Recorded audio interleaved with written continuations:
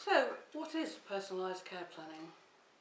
Well, personalised care planning is an approach where people are much better informed about their condition, whether it's diabetes or another long-term condition, in advance of a consultation that enables them to talk about their desires, their goals and wishes for their life with that condition.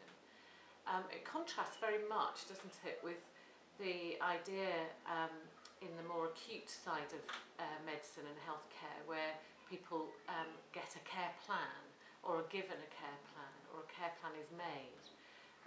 That's really a piece of paper or a document on a computer rather than a process. So personalised care planning is really much more about involving the person with the condition in the whole care that they're going to give themselves, isn't it? Yeah, that's right. So the first step along the way is to think about how is care provided and how can we change that to make the person with the condition the centre of the care. And the first thing is about preparing for a consultation. So rather than expecting a consultation to be different, people that have a long-term condition such as diabetes need to be prepared. Part of that is providing them with results in advance.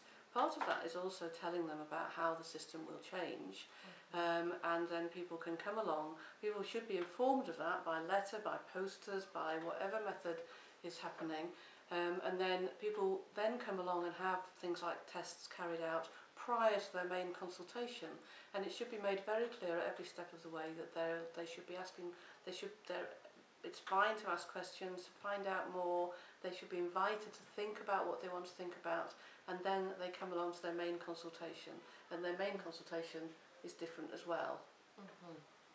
And the main difference is that because the person's so well prepared, they can do most of the talking and share with the health professional what their main concerns are. And it's all based on a lot of evidence that says that where people are involved in decisions about the management of their condition and where they make their own decisions, they're much more likely to stick to them and be committed to the idea of making changes, for example. And so the purpose of the outcome of that consultation, which is what might be called a care plan, is really an action plan detailing what a person's going to do and what they're willing to do, and also what the health professional is going to do, because this whole process doesn't mean that the health professional has nothing to do. It's more about equalising the input and the effort that each party makes. And so a health professional might well have parts of the action plan that are theirs, for example, making referrals or changing a prescription. And those are what they sign up to as well as part of the agreement. But that's the outcome of this whole process that you've described. It's not the main thing that the health professional is trying to make happen, and that's a very big contrast. So the important thing as well is that the action plan is a result of what the person with the condition wants to do, not as is more traditional, that what the health professional wants to achieve. So often the health professional may be focused on the results, which are obviously important. What's the HbA1c level? What's happening with the blood pressure, etc., etc. You can put, there's lots of things depending on the condition.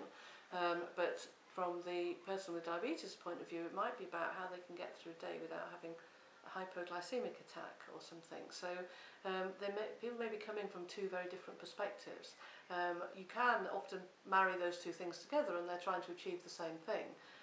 But the action plan, the ideas of the goals that are going to be agreed, and the action plan of what's going to happen is very much focused on what the person with diabetes wants to achieve. And the follow-up care is then based on how well did that work, thinking about experimenting, what can we do differently, and success breeds success. So if we can get to an action plan that actually is going to work, then the person with the long-term condition will come back much more enthusiastic and much more able to feel in control of their lives and able to manage their condition in a much better way.